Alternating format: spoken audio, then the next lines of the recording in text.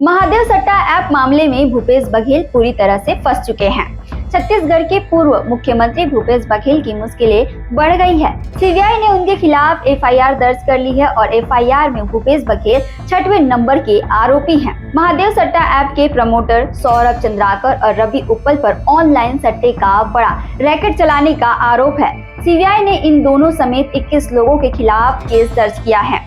आरोप है कि भूपेश बघेल को 508 करोड़ रुपए की प्रमोशन मनी दी गई थी ताकि सट्टा कारोबार को सरकार का संरक्षण मिले। मार्च में सीबीआई ने 60 इलाकों पर छापा मारा, जिनमें भूपेश बघेल, विधायक देवेंद्र यादव, नौकरशाह और आईपीएस ऑफिसर्स शामिल थे। हालांकि बघेल ने सभी आरोपों को खारिज बताया है और कहा कि उनकी छवि खराब करने की कोशिश की जा रही है। डेली अपडेट्स के लिए आप देखते रहें स्वयं छत्तीसगढ़।